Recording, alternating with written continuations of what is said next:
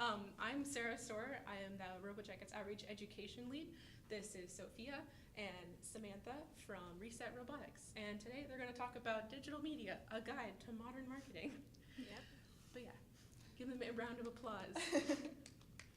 Thank you, Sarah. So we'll just start off immediately.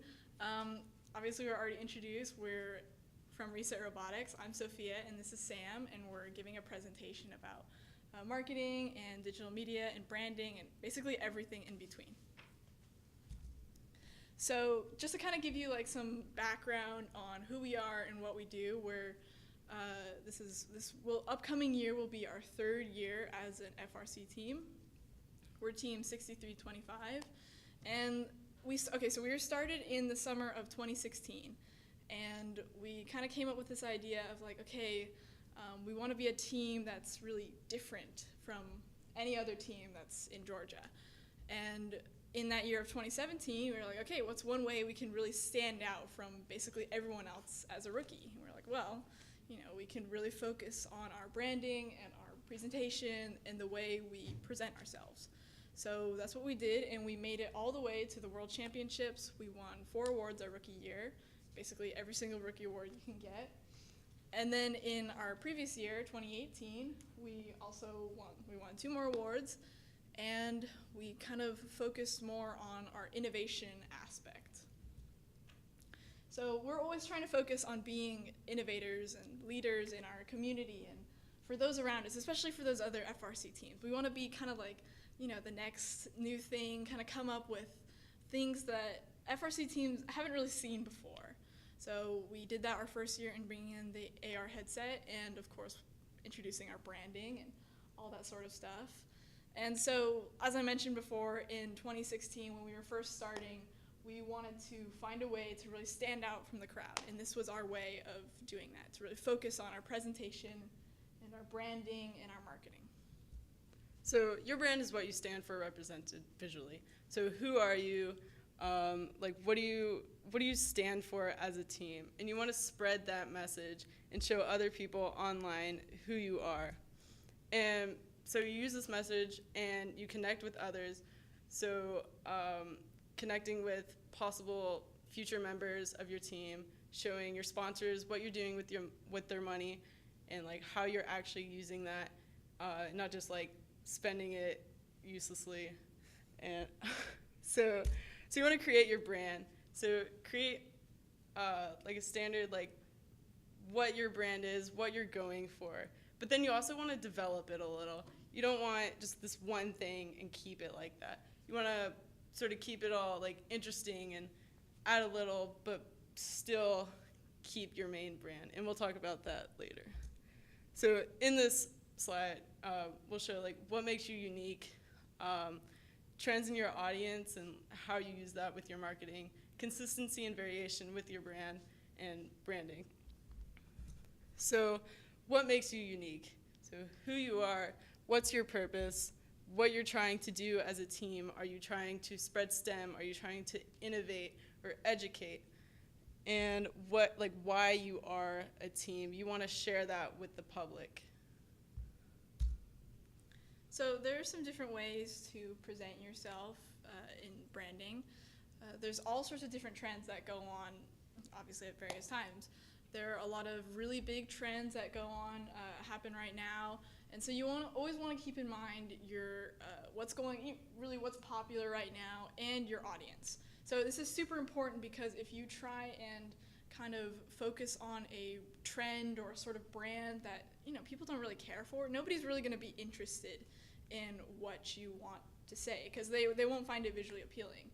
For example, it ties into your audience as well. If you want to target more younger generation like your peers, then it's good to focus on things that are really, really up and trending. So for example, Spotify is really mastering its duotone and gradient style. These are just some picture examples of what that sort of looks like. And it's a way for them to connect with people. It's really bright and colorful. It's exciting. You kind of look at it and you're like, wow, like this is really cool to look at. I like how this looks to me. It's really appealing. So it's really important that you tie in that sort of trend with your audience. For example, the same trend won't it won't connect the same way with an older generation who may prefer, let's say, like a retro style or kind of like something nostalgic. That sort of style would really resonate with them. So if you're trying to target an older audience, then that's the sort of style you would use. Another really trending style in 2018 is called brutalism. And brutalism is basically a sort of style it's supposed to be offensive. It's supposed to be really kind of out there and different and really, it's supposed to shock you. There's not supposed to be anything that really ties it together. You have all sorts of different colors, all sorts of different pictures, different, sizes of fonts, and just basically everything's supposed to be sort of chaotic. So when you look at it, you're like, whoa, like that's really rough and basically brutal. Another really popular one going on right now, and this is something we see a lot. It's something we use in our brand as well. It's called bold typeface, and really it's basically just bold font. So we use that all the time in our presentation and in our branding. It's pretty obvious. We have our minimalist style with just our type and our font. So you can get really creative with your typeface. See, like obviously this one over here with the blue and red, you can kind of have overlays. You can create sorts of images and designs through the letters. And you can just kind of create lots of contrast between the two. It's important to realize that there are a lot of different brand styles out there. And these are just like, we only put in just a few examples of them. So duotones and gradients, bold typeface, brutalism, those are just a few examples. There are all sorts of examples, different types of brands, styles that are really trending and popular right now. Like another one is hand-drawn images. Those are really popular to see. It's kind of paired with, sometimes like with pastel colors or really bold contrast to kind of give you that feel of like it's more natural and friendly and, it's on a more person-to-person basis. So like I was saying, there's all sorts of different brands you can do, styles you can do. It's not limited to just like, just minimalism or just what we do or just what another team does. You can be really creative with all sorts of things. So another thing you want to consider when you're creating and developing your brand is that you want to have a lot of consistency and variation. And consistency, these can kind of mean, like, it sounds kind of contradictory, and it kind of is, but you want to have a balance of both. So you want to have consistency in the way you present yourself. You want to be really consistent in the way you talk on social media or the colors you use or the font or that sort of thing. So people, when they see you, they can recognize that and say, hey, that's Reset Robotics, or hey, that's another team, or hey, that's McDonald's, or they can see that and immediately the connection is made. But you also want to have some variation. You can't really do the same thing over and over and over for 20 years because then you won't really, that won't work for you because things are always changing. So you need to be adding some variation in there so you can kind of keep your audience engaged and stay updated with trends, but also, stay true to your brand. So one example of this is, different color variations. So our distinct color is purple, but we also use a lot of white, well, purple and white. So those two colors, that's our variation, but it shows the consistency in that those logos are the exact same. And so you want to have that sort of balance of having a consistent style, but having a little bit of variation, like in this instance. So you could also, one way to stay really consistent in your design and your brand is to have what's called a brand standards guide. And brand standards guide, these are a little difficult to make and to really it's to basically capture the essence of what your brand is into a physical, a booklet, or it could be online too, like a digital booklet or something for you to look through. So that way when you are teaching new recruits or other people about your brand and its influence, you have a physical a booklet to look at that. And that's basically like a recording of everything you need to know about your brand. So someone can look at that and say, oh, I don't really know about, let's say Reset's brand, but looking at this brand standards book, I can kind of get a better understanding of how things work. So in your brand standards, you want to have all sorts of different things. you want to have you want to make sure that you're including different examples of what to do and what not to do. So for example, this is VexPro from their brand standards guide. This is showing all the things they don't want you to do with their logo. So they don't want you to use colors that they don't define. They don't want you to use outlines or drop shadows or gradients. And that's because those aren't part of their brand. Like, they don't use that style. They have some minimalism in them, and they use just bold colors. So they want to make sure that they define these things so that when they're teaching other people about their brand, those people can follow along and say, okay, this is what to do, this is what not to do. It's really just a way so you can stay consistent in your upcoming years. So another thing you want to include in your brand standards is you want to include specifics about your logo. This is from Walmart, and it's basically showing you what sort of spacing they want to have around the logo and the icon. As you can see, they have some text telling you basically always maintain a clear space around the logo and the symbol. They don't want it to any text or images or photography or any sort of thing to kind of get too close to that, because then it'll mess up with the image, and as it talks here, it weakens their identity, which is something you really want to avoid. So actually, could you go back to that slide? Thanks. So when you're creating a brand standards or guidelines or whatever you want to call it, it's important to look at other brand standards, first of all, so you can kind of get an idea as to what those different brands have and what they have in common, and what some people, take creative liberty.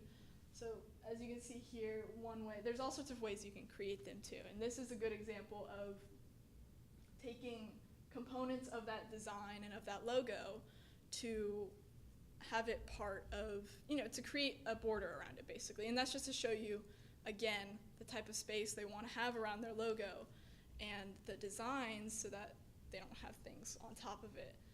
They can also include all sorts of things on top of this. So we already showed you a little bit about the types of types of logos they don't want to see, and this is how to make the logo. And then they can also include minimum sizes for the logo, or color placement of the logo, or all sorts of different things. So the brand standards guide is a guide on everything. It'll most likely have a lot of content, because you want to include as much detail as you can to make sure that anyone who doesn't understand your brand or what you stand for, they can read that and understand. Another thing that should definitely be included are your colors. So colors plays a very big portion on the way you think and the way you feel about certain things. There's a whole lot of information about color psychology and the way those affect you. Just as like a brief overview, for example, Skype is using the color blue to give this mood of that they're bold and confident and also relaxed, because that's the psychology of blue. Each color has its own kind of feel. So like yellow is exciting, orange is not as exciting as yellow, but it's also a little bit kind of invigorating, as well as red is also really passionate. Green is also it's more for give off fresh and kind of, new and organic feel. And then purple is for dignity and to kind of represent royalty, as it was in the past, which is kind of why we like using the color purple, because it's a color you don't see often. You don't really see that often in nature. And it's to give off this sense of things are kind of new and unique and important, basically. So another thing you want to include in your brand standards guide is to include information about your photography, or if it's like graphic design, then you want to include that information as well. So we have a very distinct photography style. We like to have things in the foreground and in the background, so you can kind of see that.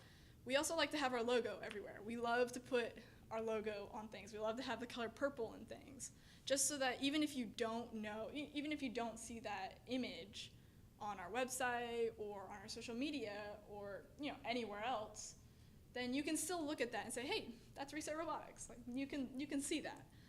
So we like to have, like, whatever it may be, we like to kind of like sneak our logo in there, put it in the scene naturally instead of trying to digitally place it in some sort of corner. So a lot of brand guidelines like to have photography as one of their standards. They like to define how to use it, when to use it. For example, like jewelry businesses or clothing businesses like to have that to show you, if they're making like a magazine or something, they want to show you how to model the pose, like how to model the people and how to model the clothes, so you can see that sort of thing with the clothes, or like I said, jewelry. It just kind of all depends on what you're trying to present. And overall, like this whole thing, all of this brand standards is to try and make sure that people understand. Like, you're trying to get a message across with your brand, as Sam was saying earlier. You want to try and get that message across. So your brand is your visual way of doing that. So you want to have a consistent brand standards guide, so that way you're always giving across that same message. You don't want to like give across a message of like, oh, we think we think that if you're like a jewelry business, you're like, oh, we think that quality is like super important. And then like, you only have like a picture of like one ring to show how important that ring is. And then like the next day you're posting of like, look at all like these thousands of rings we got. Like, look at this huge quantity. You're not communicating the same message that way. Then you're communicating two contrasting messages, quality over quantity. So it's just something, photography is the same way. It's a way for you to show, spread your message across, basically. So along with that consistent branding, you also want to add in variation. So how do you recognize Reset Robotics? So we wear purple, and our logo, the R. So in these two variations of our brand, we both have the Reset R and the purple in the background. The one on the left is just the standard R, and it has a different background to it that gives it, it just changes it up a little bit, makes it a little more exciting, maybe grabs attention. You're like, oh, what is this? Like, why is it different? And same with the one on the right. It has just the plain purple background, but we modified it a little bit to go along with last year's competition, First Power Up. So it has little like game cubes and like game devices in it. So branding, brand everything. Everything you have, go ahead and brand it. So whose robot is this? It's Reset Robotics. It says it everywhere. Our logo is everywhere. The bumpers are purple. We always paint our robot black. It has our logos on the side, the front, and it's engraved into the metal that we use on our robot. So that's how we use our marketing to show you that that is our robot. So that way, whenever those people, they see us on the field, there's no hesitance. They know that's us. And this is the purpose that branding and marketing is supposed to communicate, is that you want to stand out. You want to stand out. You want to be unique, as Sam was talking about, and you want to make sure people get your message. So our message was, we're different. We're unique. We do things differently. We want to look good while we do it. So those sorts of key components, a team looks at us from across the field, and we totally stand out from all of the robots on the field. And that's basically the purpose of doing things like this, is so that we can send that message with clarity. So along with branding everything, you want to brand your team. So we have shirts, jackets, and with this merchandise, this purple merchandise, you can see us running around the pits, and not running because they're running in the pits, but you can see us everywhere. Even though our team is kind of smaller, it's just our color and our brand stands out, and with that, it just makes us a lot more recognizable.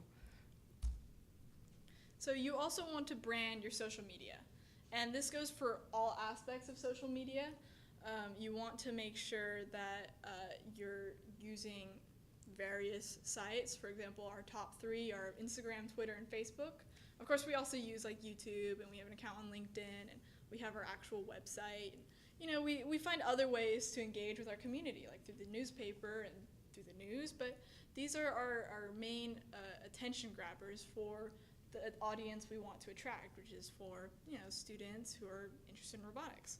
So we want to use these platforms that they commonly use, so that way we can connect with them. And the whole purpose of social media is to connect. So we want to make sure our brand comes across as clear and consistent as possible, and that we also make an effort to really communicate and connect with other people. And like Sam was talking about earlier, we want to connect with not just our peers, but also sponsors, also our competitors, and basically anyone who comes in contact with us. We want to make sure they know who we are, what we do, and where we're going to go in the future. So it's super important, this is one tip, to stay consistent with your name. So what that means is that you have the same name on every social media site. So let's say if you have an account on Instagram that says @Reset Robotics, then you want to make sure it stays that way on Twitter, Facebook, if you get whatever else you get, Snapchat, LinkedIn, YouTube, you want to make sure that stays consistent. You don't want to have, let's say if you're a school team, you don't want to have on Instagram your handle be like let's say you're at like Alpharetta High School. You don't want to be at Alpharetta High School team so-and-so, and then on Twitter your name be your team name.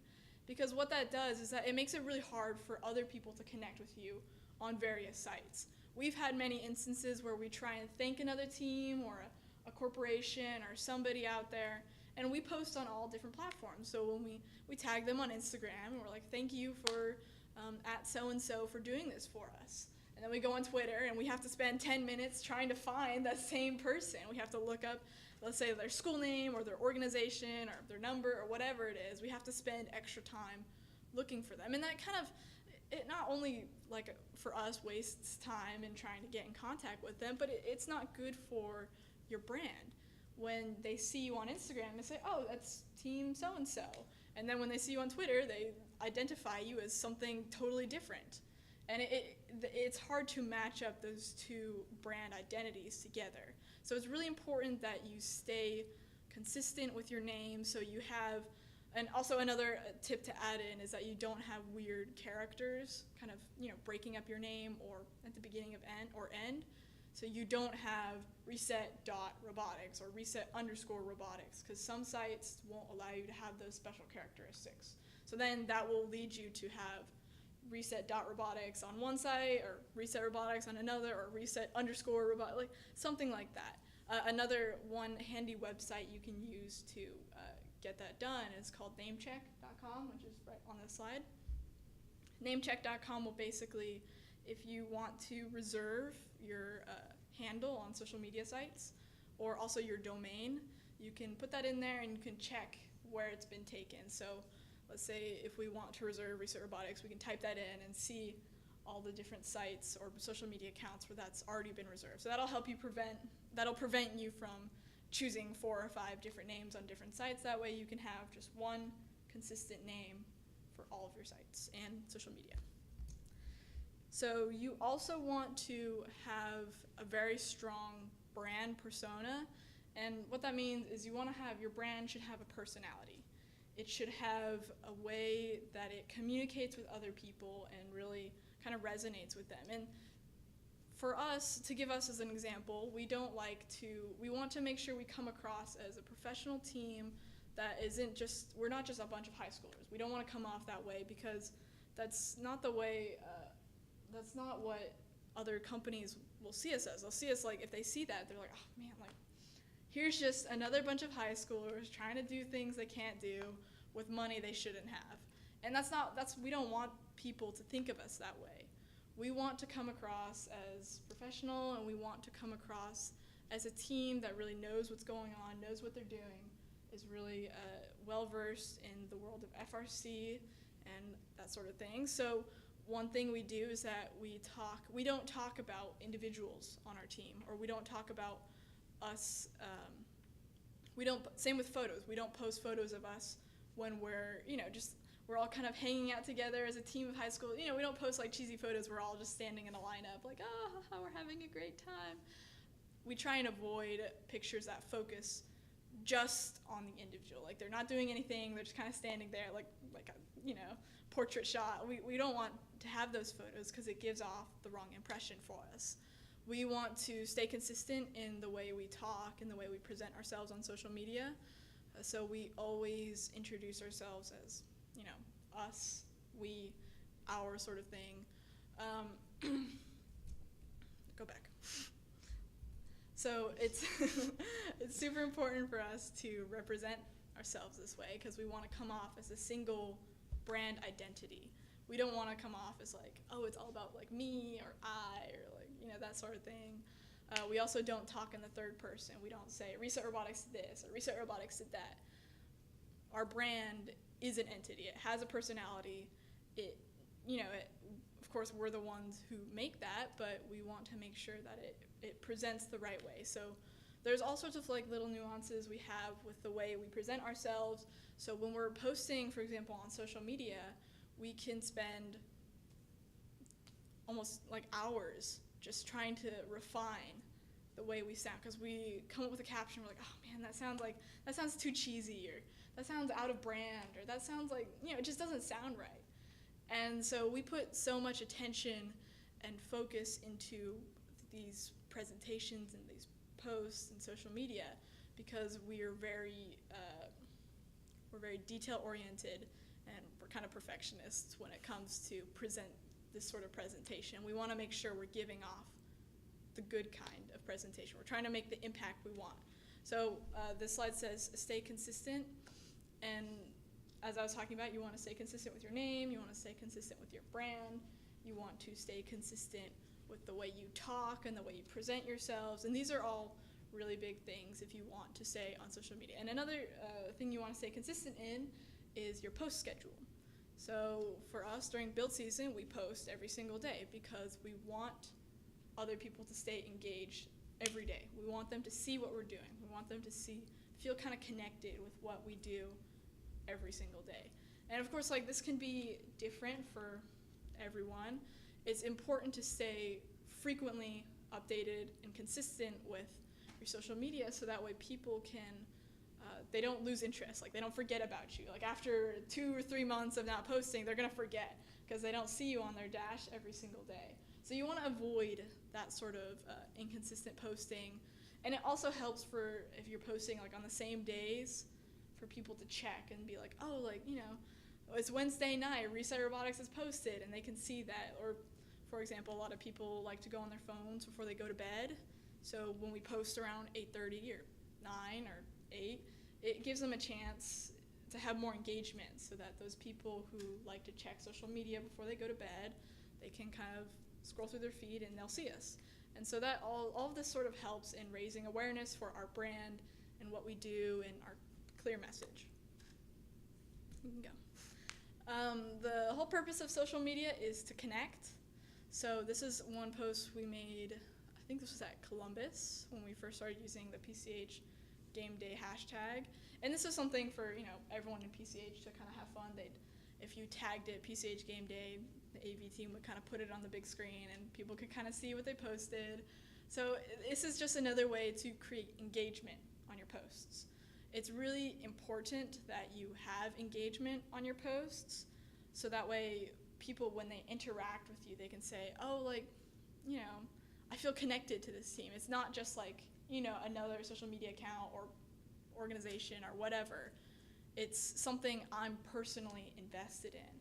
So it's super important that people kind of keep all these things in mind when they're trying to create a brand, and they do their own research on it. Because if you try and implement a brand you don't understand, or you try and take things from, or like take inspiration from a team or from an organization that you really admire, which is totally okay. If you don't understand the nuances of it and all of the little details that go into it, it can make it super difficult. And it becomes really obvious for those organizations who do know what they're doing to see another brand that isn't fully formed or isn't fully defined. So it's super important for people to really understand and do their own research, check out what sort of common trends are going on, like, minimalism or duotone or brutalism, and to really have a clear grasp of what makes you unique and what sort of ways you can stay consistent in your brand and have some variations. So all these sort of things tie into the way you present yourself. And this can also, one thing I just totally remembered, for your team, when you're branding everything and presenting your team, the way you present yourselves, like as people, is also important. So you can't, if you're trying to come across as professional, you can't have your team, playing like frisbee in the middle of the competition, like running around, throwing stuff, and that sort of thing, because it's unprofessional for those people. Or in the same way, if you're trying to come across as a fun team, you like to have fun and keep everyone happy, which, like, that's that's a good idea. You can't show up to competition in suits and ties. Like, it doesn't communicate the same message. And that also, like I said, we're talking about, it also goes for behavior.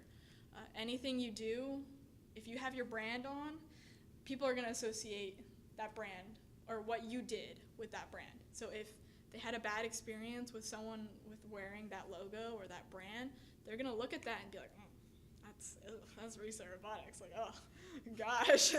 I remember that one time they did something terrible to our robot. Man, they're just a terrible team. Like, it just immediately, that connection is created. Whereas if you, have a good connection, it's like, oh, man, like, I met this one guy on Reset Robotics. Like, they were great. Like, they're so nice. They helped me with, the creating a robot and fixing our software. Like, they're just such a nice team. So it's really important that you make sure your team understands that that the way you present yourself, that everything goes into your brand. So it's a lot more than just making things look pretty. It's a lot more complicated than just, slapping your logo on something and be like, that looks good enough. Like, that's our brand right there. It goes way deeper than that. So it's important for teams and people to understand all the little nuances. If you want to create your own brand, do your own research, find out who you are, what makes you unique, kind of define all this stuff before you dive right in. Of course, you can make mistakes. You'll get there. Your brand will develop as time goes on, but it's important to make sure you kind of, you know what you're doing when you start out. So, do we have any questions? Oh, and you can reach us at hello@resetrobotics.org.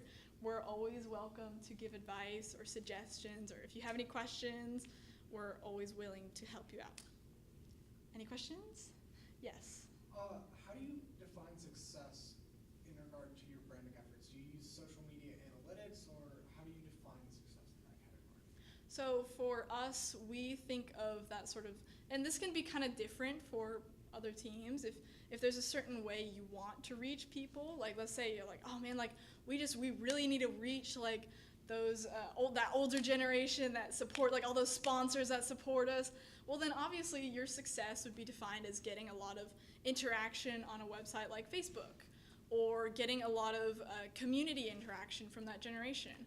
Of course, analytics are very helpful in showing you who's engaging and how many people you're reaching out. So we do always look for that, trying to get more people commenting, liking, and checking our stuff out. But it goes a lot deeper on that. So we find ourselves very successful, or we feel like we're very successful, because we like to see at competition people recognize us. That's something we define as success, because it's like, yes, you know us, like that's so good, that's great for us, because we put effort into that. Or when people walk around, like, with our buttons and stickers, it's like, yes, like, you guys, you know our team, you know who we are, you know what we stand for, and you're willing to, wear our logo around. That's success for us. That's a good thing we want to see. Do you want to add something? Or? No. Okay, that's fine. Yes? Does having a strong brand help you reach out to your local community? Definitely. That's one of the, actually, do you want to take this one? Yeah. So having a strong brand, it really like shows people that like you know what you're doing, and you're not just sort of like if you're trying to reach out to the community and like get sponsors, you're showing them that you're actually going to do something useful with their money and not just waste it all. And if you're trying to do outreaches and like educate people, then it shows them that like you're responsible and like you you're reliable. Yeah, you're like reliable sort of to teach them. And also with like recruiting people, like it shows that like you're a good team and you're not just gonna like take their money and just spend it elsewhere. Yeah, it raises awareness too. So a lot of people might not even know about your team until you focus on branding. This isn't really like a big focus for school teams because you have already a bunch of students coming in. But for, let's say, like independent teams like us, this is super important because you're not going to have people know about you unless you get your message out because you don't have a school to rely on. Yes? You talked about the importance of keeping your stuff consistent. How do you guys personally do that? So- Curating content. Yeah, so one way we do that, as I was showing in the slide earlier, is that we have consistent color. So obviously we have our purple shirts, purple sweatshirts. We always wear those all the time so people know who we are, know what we do, know where we are at all times. And we stay consistent. We have there's an interesting thing with branding and digital design, and if any of you guys are artists, then you'll understand this. Each person has their own unique style.